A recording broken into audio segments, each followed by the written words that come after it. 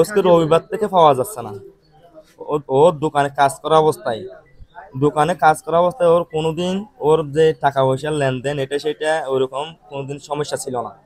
ও হঠাৎ করে দোকানে থাকা অবস্থায় রবিবার থেকে ওর টাকা মানে ওর পাওয়া যাচ্ছে না। তখন সন্ধ্যার দিকে আমাদের পাশের বাড়ির রোটনের মা তারা বলছে যে হয়তো আমরা হয়তো 52,000 টাকা ওরে টাকা দিছি। আমরা বলছি যে ওরে 52,000 টাকা কি জন্য দিছি, হয়তো আমরা হয়তো যার কাছ থেকে টাকা নিছি ওরে দেওয়ার জন্য বলছি। ওর যদি টাকা দেওয়ার জন্য ইচ্ছে হয় আপনারা তো নিজেরাই দিতে পারতেন, ওরে কেন দিলেন? ওরা বলছে হয়তো বিশ্বাস করে দিছি। তো ওরা বলার পরে ও বাজারের মধ্যে আমরা তো দেখি নাই, তবে এই যে একটা দোকানের মধ্যে চাকরি করে একটা পোলা বলছে যে আমার মোবাইল নিয়ে গেছে, কে রাজু। তখন আমরা সবাইকে আস্থা দিচ্ছি যে ঠিক আছে আমার ভাই যদি ওরকম যদি কিছু করে থাকে আমরা মোবাইলে ফেরত দেবো, যার টাকা নিয়ে গেছে ও যদি নিজের মুখে বলে থাকে তাহলে আমরা টাকাও ফিরিয়ে দেবো, কিন্তু ওর প্রয়োজন আছে। তো এই মোবাইল নিচ্ছে তারা বলছে মোবাইল কিভাবে নিতে হয় সেটা আমরা জানি।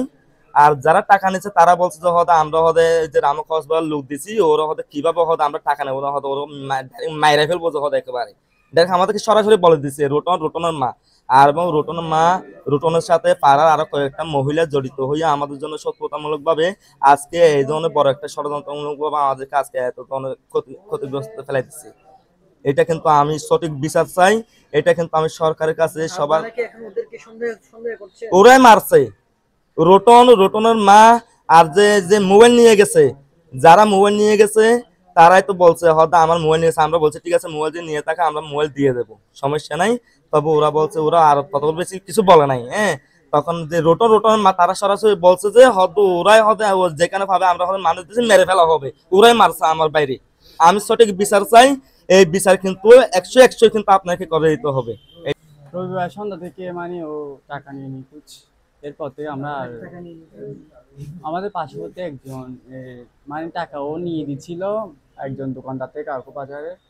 টাকাগুলো ও মানে কিস্তি থেকে কিস্তি নিয়ে টাকাগুলো দেওয়ার জন্য আনছিল।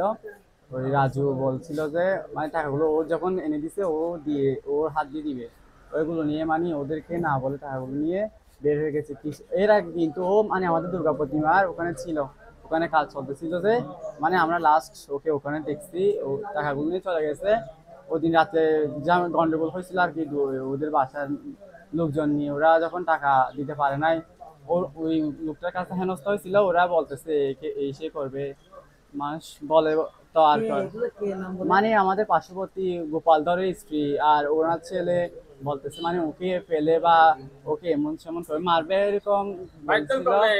মারবে তো মারধর করবে বলছিল, কিন্তু এর বেশি কিছু করবে বলে নাই। মানে ওকে এরকম কেন করছে, আমাদের বাজারে নিয়ে গিয়ে হেনস্থা করছে এই মানে এর বেশি কিছু বলে নাই। তো আমরা ও থেকে মোবাইল টোবাইল ছিল না, কোনো কন্ট্যাক্টও করতে পারি নাই। আমরা মনে করছি ও চট্টগ্রাম কোথাও গিয়ে আছে, হয়তো কয়েকদিন পর চলে আসবে এই ধারণা নিয়ে আমরা বসেছিলাম।